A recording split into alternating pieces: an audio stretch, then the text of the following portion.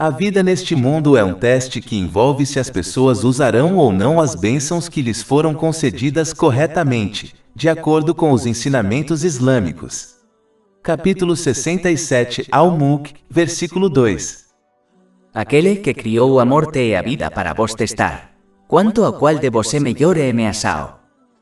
E capítulo 3, Al-Imran, versículo 14.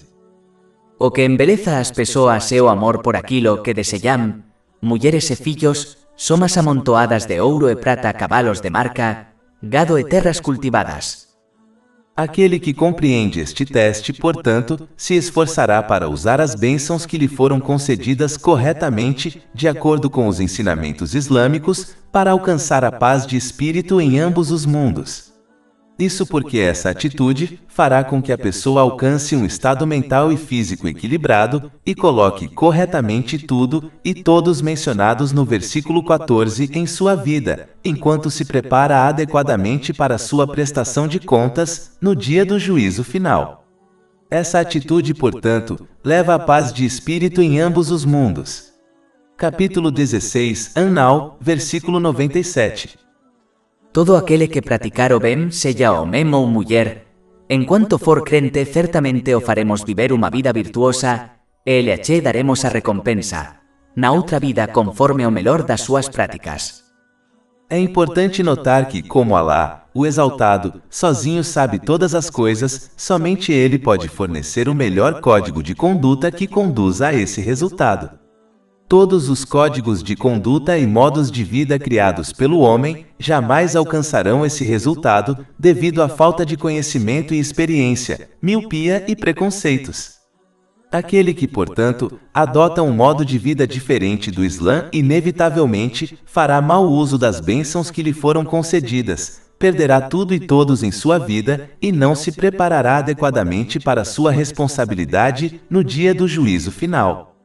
Isso o levará a levar uma vida cheia de estresse, dificuldades e problemas, mesmo que tenha momentos de entretenimento e possua luxos mundanos. Capítulo 9, em Taubá, versículo 82. Portanto, deixem-nos rir um pouco e, depois chorar muito como recompensa pelo que ganharão. E capítulo 20, Taha, versículos 124 a 126. E quem se desviar da minha lembrança terá uma vida difícil, e nos o recolheremos cego no dia da resurreição. Ele dirá, meu Senhor, porque me fizeste cego quando eu enxergava. Alá dirá, assim virão a ti os nossos versículos e tu os esqueceste, e assim serás esquecido neste dia. A diferença entre os dois modos de vida é bastante óbvia quando se observa aqueles que seguem os ensinamentos islâmicos e aqueles que não os seguem. Portanto, a pessoa deve aceitar e agir de acordo com os ensinamentos islâmicos para seu próprio bem, mesmo que isso contradiga seus desejos. Deve se comportar como um paciente sábio que aceita e age de acordo com os conselhos médicos de seu médico, sabendo que é o melhor para si, mesmo que lhe sejam prescritos medicamentos amargos e uma dieta rigorosa. Da mesma forma que esse paciente sábio alcançará boa saúde mental e física, o mesmo acontecerá com a pessoa que aceita e age de acordo com os ensinamentos islâmicos. Embora, na maioria dos casos, os pacientes não entendam a ciência por trás dos medicamentos que lhes são prescritos, e portanto confiem cegamente em seu médico, Alá, o Exaltado, convida as pessoas a refletirem sobre os ensinamentos do Islã para que possam apreciar seus efeitos positivos em suas vidas. Ele não espera que as pessoas confiem cegamente nos ensinamentos do Islã. Em vez disso, deseja que reconheçam sua veracidade a partir de suas provas claras. Mas isso exige que a pessoa adote uma mente imparcial e aberta ao abordar os ensinamentos do Islã. Capítulo 12, Yusuf, versículo 108. Dice, este é o meu caminho, convido a Alá com discernimento e ue aqueles que me seguem. Além disso, como Alá, o Altíssimo, controla sozinho o coração espiritual das pessoas, a morada da paz de espírito, ele sozinho decide quem a obtém e quem não a obtém. Capítulo 53, An-Najm, versículo 43. É ele quem faz alguém rir e chorar. Portanto, aquele que deseja alcançar paz de espírito e sucesso em ambos os mundos, deve usar as bênçãos que lhe foram concedidas corretamente, conforme descrito no Alcorão Sagrado e nas tradições do santo profeta Mohammed, que a paz e as bênçãos estejam com ele. Este é o resultado de temer a Alá, o Altíssimo, e temer a própria responsabilidade na outra vida. É importante notar que alcançar essa paz de espírito em ambos os mundos não tem nada a ver com possuir muitas coisas mundanas, mas sim com a forma como se usa as coisas que se recebeu, mesmo que se possua apenas algumas. Capítulo 3, Ali Imran, versículos 14 e 15. Embelezado para os homens é o amor por aquilo que desejam, mulheres e fillos, somas amontoadas de ouro e prata, cavalos de marca, gado e terras cultivadas. Ese é o desfrute da vida terrena, mas Alá tem consigo a mellor recompensa. Dice, debo informar-vos de algo melhor do que iso. Pois aqueles que temem a Alá será o jardins na presença do seu Señor, abaixo dos quais corren ríos, onde habitará o eternamente e esposas purificadas e a aprovação de Alá.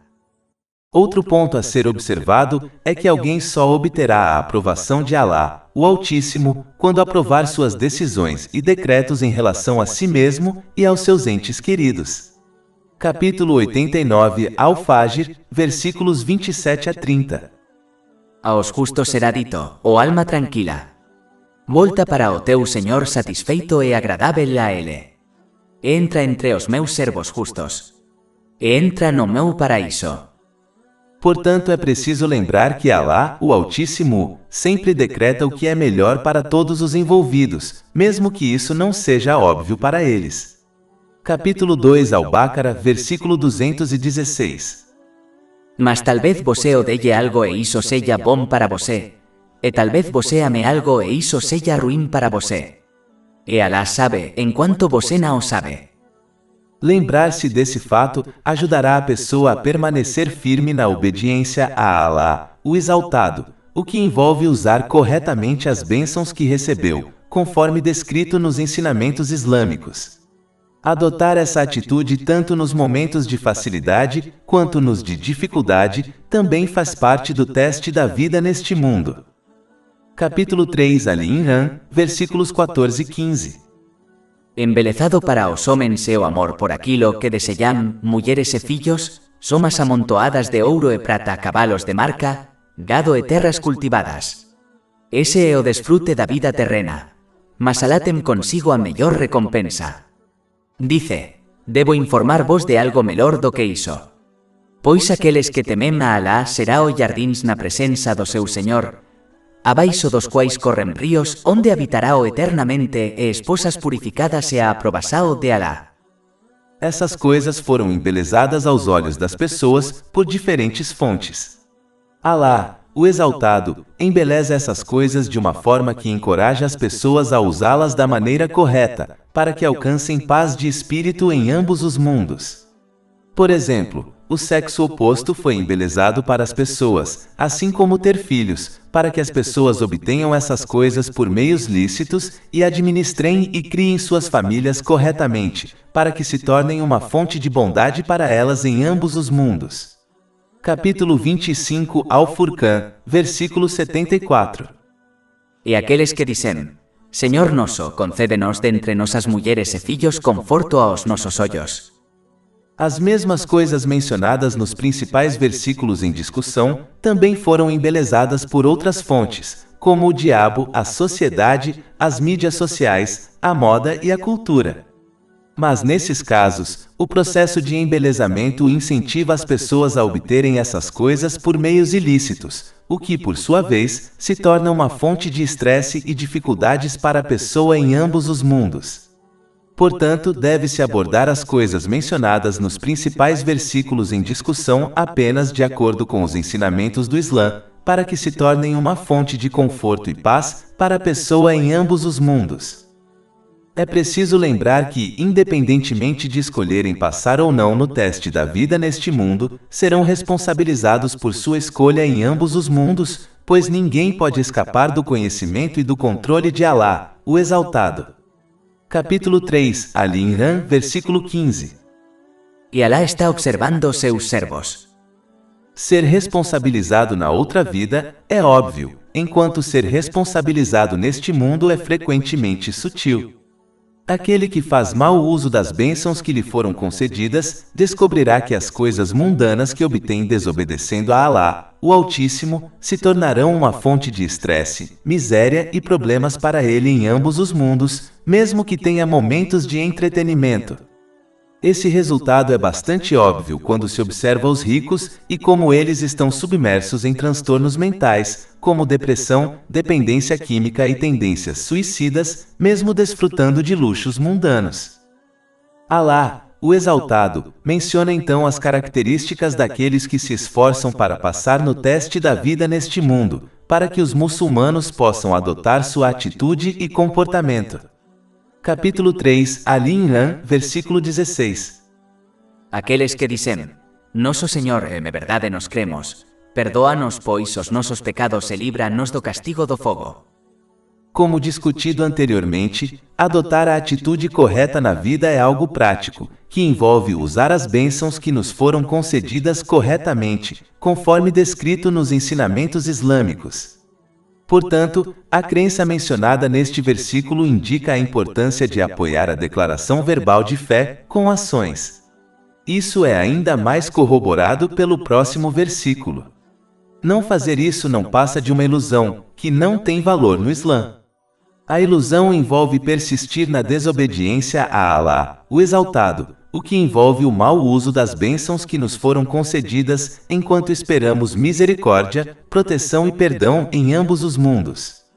Enquanto isso, a esperança em Alá, o Exaltado, envolve obedecê-lo sinceramente e arrepender-se sinceramente sempre que alguém cometer um pecado, e então esperar a misericórdia, proteção e perdão de Alá, o Exaltado, em ambos os mundos.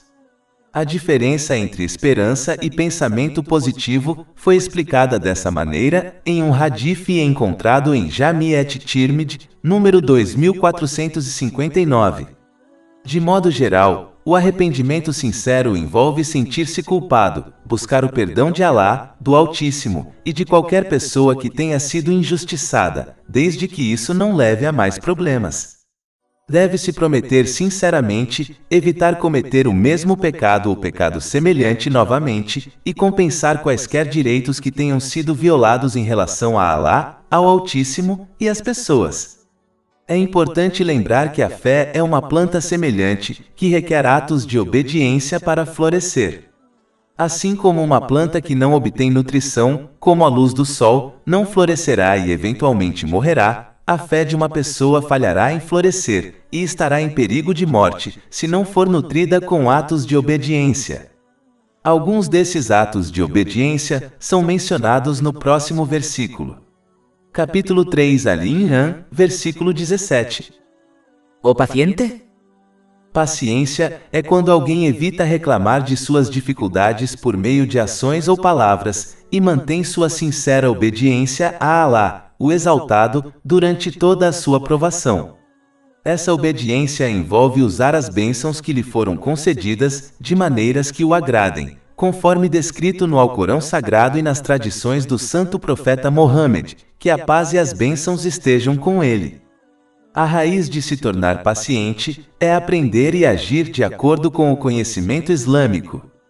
Quanto mais alguém aprende e age de acordo com o conhecimento islâmico, mais compreenderá que tudo o que Alá, o Exaltado, escolhe é o melhor para todos os envolvidos, mesmo que isso não seja óbvio para eles, pois as dificuldades que enfrentam têm sabedorias por trás delas que lhes são ocultas.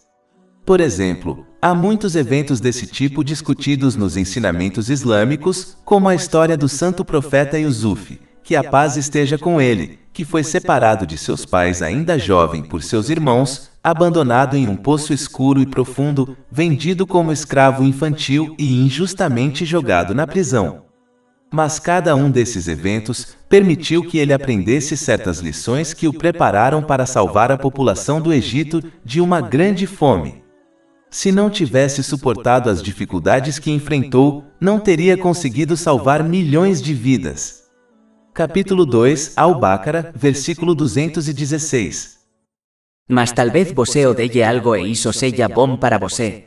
e tal vez você ame algo e isso seja ruim para você. E Alá sabe, enquanto você não sabe. Acreditar nessas sabedorias e, portanto, manter a obediência a Alá, o Exaltado, faz parte da fé. É fácil acreditar em Alá, o Exaltado, e louvá-lo em momentos de bonança, mas o verdadeiro teste é quando enfrentamos dificuldades, e ainda assim o obedecemos e o louvamos. Estudar os ensinamentos islâmicos também ajuda a comparar suas dificuldades com as de outras pessoas que foram mais amadas por Alá, o Altíssimo, e enfrentaram dificuldades maiores. Essa comparação ajuda a menosprezar as próprias dificuldades, o que, por sua vez, ajuda a manter a paciência. Isso também pode ser alcançado observando outras pessoas da mesma época que enfrentam dificuldades maiores do que as suas. Os ensinamentos islâmicos também permitem compreender a importância do destino e como todos os eventos que enfrentamos na vida, sejam momentos de facilidade ou dificuldades, são inevitáveis. Reclamar de algo inevitável e inescapável não resultará em nada de bom. A pessoa só perderá as inúmeras recompensas que poderia obter se permanecesse paciente diante das dificuldades inevitáveis que está destinada a enfrentar. Capítulo 39, Az-Zumar, versículo 10. O paciente receberá sua recompensa sem conta ou seja, limite. Portanto, a pessoa tem a opção de enfrentar um evento inevitável com paciência e obter uma recompensa incalculável, ou enfrentar um evento inevitável com impaciência e perder a recompensa que deveria ter obtido. De qualquer forma, enfrentará o evento inevitável, portanto, faz sentido obter benefícios dele em ambos os mundos. Capítulo 57, Al-Hadid, versículos 22-23. Nenhum desastre atinge a terra ou entre vós, sem que esteja registrado antes de o criarmos. Isso para Alá é fácil. Para que não vos desespereis como que vos escapou. Estudar os ensinamentos islâmicos também nos leva a compreender que as coisas que desejamos neste mundo não são necessariamente as melhores para nós. Capítulo 2, Al-Baqarah, versículo 216. Mas talvez você odeie algo e isso seja bom para você. E talvez você ame algo e isso seja ruim para você. E Alá sabe, enquanto você não sabe. Cada pessoa tem muitos exemplos dessa verdade em sua vida. Há muitas coisas que uma pessoa deseja, acreditando que são as melhores para si, apenas para que essas coisas se tornem uma fonte de estresse. E há muitas coisas que uma pessoa não gosta, acreditando que são ruins para si, apenas para que essas coisas se tornem uma fonte de bem para ela. Quem entende isso será menos impaciente ao lidar com situações que contradizem seus desejos, pois entende que enfrentar a situação é o melhor para si, mesmo que isso não seja óbvio para ela. Além disso, assim como o ouro é purificado pelo calor, da mesma forma, as pessoas obtêm força mental ao enfrentar dificuldades. Aqueles que estão acostumados a uma vida fácil, frequentemente sofrem colapsos mentais ao enfrentar dificuldades comuns e até mesmo pequenas, como problemas conjugais. Por meio de provações, Alá, o Altíssimo, fortalece o estado mental de um muçulmano para que ele enfrente as dificuldades futuras com facilidade. Conforme ensinado pelo Islã, a paciência é necessária em todas as situações, mesmo em tempos de tranquilidade. Em tempos de tranquilidade, a pessoa deve adotar a paciência para evitar o uso indevido da bênção que lhe foi concedida, como boa saúde ou um aumento de salário. Existem muitas outras sabedorias por trás do enfrentamento das dificuldades neste mundo, que foram discutidas nos ensinamentos islâmicos. Portanto, é vital que os muçulmanos as estudem, aprendam e ajam de acordo com elas, para que adotem a paciência em todas as situações e obtenham recompensas incalculáveis em ambos os mundos. Uma pessoa deve permanecer paciente em todas as situações, assim como um paciente sábio aceita e segue os conselhos de seu médico, sabendo que são os melhores para ele, apesar de lhe serem prescritos remédios amargos e uma dieta rigorosa. Paciência não significa que uma pessoa se torne inativa. Um aspecto da paciência é lidar com a situação e tentar corrigi-la de acordo com os ensinamentos do Islã. Por exemplo, uma esposa que está sendo abusada pelo marido deve tomar medidas para proteger a si mesma e seus filhos, como separar-se do marido. Comportar-se dessa maneira não contradiz a paciência, enquanto tornar-se inativo não tem nada a ver com paciência ou com o Islã. Da mesma forma, demonstrar emoções como chorar não contradiz a paciência de forma alguma, pois o santo profeta Iacov, que a paz esteja com ele, chorou tanto por sua dor que ficou cego, e no entanto, nunca foi criticado por Alá, o Exaltado. Capítulo 12 Yusuf, versículo 84. Ele se afastou dele e disse: Oh minha tristeza por José! E seus olhos ficarão brancos de tristeza, pois ele era um repressor disso. Há muitos exemplos em que o santo profeta Mohammed, que a paz e as bênçãos estejam com ele, chorou por uma situação triste, como a morte de seu filho Ibrahim, que Alá esteja satisfeito com ele. Isso foi discutido em um hadith, encontrado em Sunan Abu Daud, número 3126.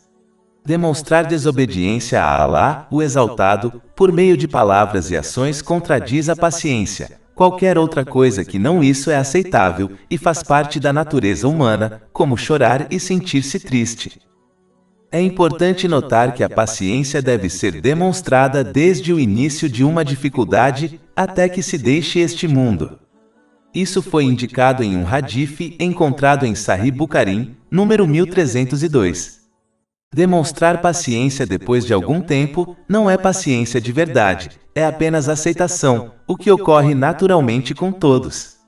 Um muçulmano deve manter a paciência desde o início de uma dificuldade, controlando sua fala e ações, para que não demonstre sinais de impaciência e mantenha essa atitude até que se deixe este mundo, pois pode-se facilmente perder a recompensa da paciência ao demonstrar impaciência no futuro. Capítulo 3 Ali Imran, versículo 17. O paciente ou verdadeiro? Os verdadeiros são aqueles que adotam a veracidade em suas intenções, palavras e ações. A veracidade na intenção envolve agir apenas em nome de Alá, o Exaltado. Aquele que realiza boas ações por qualquer outro motivo não receberá nenhuma recompensa de Alá, o Exaltado. Isso foi alertado em um hadith e encontrado em Jami' et-Tirmidhi, número 3154. Um sinal positivo de uma boa intenção é que uma pessoa não espera nem anseia por qualquer gratidão ou compensação das pessoas. A veracidade na fala envolve falar bem ou permanecer em silêncio. A fala pode ser dividida em 3 categorias. A primeira é a fala má, que deve ser evitada a todo custo. A segunda é a boa fala, que deve ser falada no momento apropriado. A categoria final de fala é a fala vã.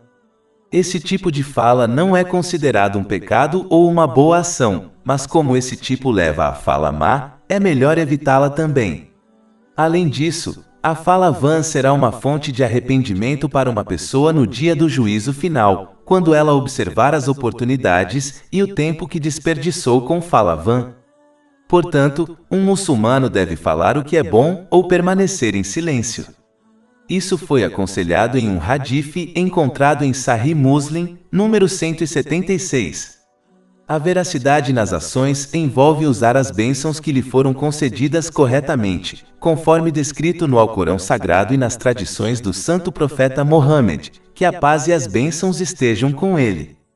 Aquele que abrange esses aspectos da veracidade será registrado por Alá, o Exaltado, como uma grande pessoa verdadeira.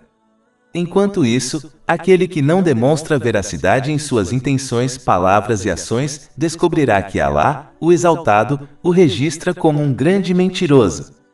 Isso foi aconselhado em um hadith encontrado em Jami' et-Tirmidhi, número 1971. Não é preciso ser um estudioso para determinar o que ocorrerá a esses 2 tipos de pessoas. Capítulo 3 Ali Imran, versículo 17. O paciente ou verdadeiro ou obediente? A obediência a Alá, o Altíssimo, envolve aprender e agir sinceramente de acordo com os ensinamentos do Alcorão Sagrado. Portanto, deve-se esforçar para compreender e agir de acordo com o Alcorão Sagrado e evitar recitá-lo apenas em uma língua que não se entende, pois obediência sem compreensão é impossível. A obediência ao Santo Profeta Mohammed, que a paz e as bênçãos estejam com ele, envolve aprender e agir sinceramente de acordo com sua vida e ensinamentos. A obediência, portanto, é mais do que apenas reivindicar amor e respeito pelo Santo Profeta Mohammed, que a paz e as bênçãos estejam com ele, ignorando sua vida e ensinamentos. Capítulo 4 An-Nisa, versículo 80. Aquele que obedece ao mensageiro obedece a Deus. Essa obediência garantirá que a pessoa use corretamente as bênçãos que recebeu. Isso garantirá que ela alcance um estado mental e físico equilibrado e coloque tudo e todos em sua vida corretamente, enquanto se prepara adequadamente para sua prestação de contas no dia do juízo final. Isso leva à paz de espírito em ambos os mundos. Capítulo 4 An-Nisa, versículo 69. E quem obedece a Alá e ao mensageiro estará entre aqueles a quem Alá concedeu o favor dos profetas, dos fiéis, dos mártires e dos virtuosos. E excelentes aos seus companheiros. A obediência também envolve obedecer aos responsáveis, tanto em assuntos mundanos quanto religiosos. Desde que não contradiga os ensinamentos do Alcorão Sagrado e as tradições do Santo Profeta Mohammed, que a paz e as bênçãos estejam com ele, nem inove na religião, deve-se obedecer aos responsáveis, tanto em assuntos mundanos quanto religiosos. Capítulo 4 An-Nisa, versículo 59. O vos que credes, obedecei a Alá, e ao mensageiro e às autoridades entre vós. E se discordardes en cualquer asunto, recorrei a Alá, e ao mensageiro se credes en Alá no último día. Este é o mellor camiño e o mellor resultado. Capítulo 3 Al-Imran, versículo 17. Os pacientes, os verdadeiros, os obedientes, aqueles que se dedicam ao caminho de Alá. Esse gasto envolve o uso correto das bênçãos que nos foram concedidas, conforme descrito nos ensinamentos islâmicos. Como discutido anteriormente, isso garantirá que alcancemos a paz de espírito por meio de um estado mental e físico equilibrado, posicionando corretamente todos e tudo em nossa vida, enquanto nos preparamos adequadamente para a prestação de contas no dia do juízo final. Capítulo 16 An-Nahl, versículo 97. Todo aquele que praticar o bem, seja homem ou mulher, enquanto for crente, certamente o faremos viver uma vida virtuosa, e lhe ache daremos a recompensa, na outra vida conforme o melhor das suas práticas. Portanto, para seu próprio bem, cada um deve usar corretamente as bênçãos que lhe foram concedidas, conforme descrito nos ensinamentos islâmicos, mesmo que isso contradiga seus desejos. Deve comportar-se como um paciente sábio que aceita e segue os conselhos médicos de seu médico, sabendo que são os melhores para ele, mesmo que lhe sejam prescritos medicamentos amargos e um plano alimentar rigoroso. Da mesma forma que esse paciente alcançará boa saúde física, aquele que aceita e segue os ensinamentos islâmicos alcançará paz de espírito e corpo em ambos os mundos. Além disso, é preciso sempre lembrar que as bênçãos que possuem foram criadas e concedidas a eles por Alá, o Exaltado, como um empréstimo e não como uma dádiva. Assim como os empréstimos mundanos, este empréstimo deve ser reembolsado. É preciso retribuir as bênçãos que lhes foram concedidas, usando-as corretamente, conforme descrito nos ensinamentos islâmicos. Por outro lado, os muçulmanos receberão as bênçãos no paraíso como uma dádiva, não como um empréstimo. Portanto, eles serão livres para usar essas bênçãos de acordo com seus desejos. Capítulo 7 Al-Araf, versículo 43. E eles serão chamados. Este é o paraíso que voces herdarán por causa das suas obras. Portanto, é preciso ter essa realidade em mente para que se sintam encorajados a pagar o empréstimo, que são as bênçãos que lhes foram concedidas neste mundo. Mas da mesma forma que uma pessoa que não paga um empréstimo terreno enfrenta uma penalidade, também a pessoa que não paga o empréstimo que deve a Alá, o Exaltado. As próprias coisas mundanas que possuem se tornarão uma fonte de estresse, miséria e problemas para elas em ambos os mundos. Isso é óbvio quando se observa aqueles que não pagam o empréstimo que lhes foi concedido por Alá, o Exaltado, usando-o corretamente, conforme descrito nos ensinamentos islâmicos. Capítulo 3 Ali Imran, versículo 17. Os pacientes, os verdadeiros, os obedientes aqueles que gastam no caminho de Alá, e aqueles que buscamos perdão antes do amanhecer. O arrependimento sincero envolve sentir-se culpado e buscar o perdão de Alá, do Altíssimo, e de qualquer pessoa que tenha sido injustiçada, desde que isso não leve a mais problemas. É preciso prometer sinceramente não cometer o mesmo pecado ou pecado semelhante novamente, e reparar quaisquer direitos violados em relação a Alá, ao Altíssimo e às pessoas. Além disso, o versículo 17 indica a importância da oração noturna voluntária. Tem um hadith divino encontrado em Sahih Bukhari, número 1145, o santo profeta Mohammed, que a paz e as bênçãos estejam com ele, aconselhou que Alá, o Exaltado, desce todas as noites ao céu mais próximo, de acordo com sua infinita majestade, e convida as pessoas a lhe pedirem que satisfaçam suas necessidades para que ele possa satisfazê-las. A adoração noturna voluntária prova a sinceridade de alguém para com Alá, o Exaltado, pois nenhum outro olhar os observa. Ela possui inúmeras virtudes, por exemplo, um hadith encontrado em Sunan An-Nasai, número 1614, aconselha que é a melhor oração voluntária. Aqueles com os mais altos escalões em ambos os mundos estabelecem a oração noturna voluntária como a posição mais elevada reservada ao santo profeta Mohammed, que a paz e as bênçãos estejam com ele, e está diretamente ligada à oração noturna voluntária. Capítulo 17 Al-Isra, versículo 79. E durante a noite rece com ele. Isto é, a recitação do Alcorão como adoração adicional para você. Espera-se que seu Senhor o ressuscite para uma posição louvável. Boas súplicas também são prontamente aceitas durante a noite. Isso foi recomendado em um hadith encontrado em Jami' at-Tirmidhi, número 3499. Estabelecer a oração noturna voluntária previne a pessoa de cometer pecados, ajuda a evitar encontros sociais vãos e pecaminosos e a protege de muitas doenças físicas. Isso foi recomendado em um hadith encontrado em Jami' at-Tirmidhi, número 3549.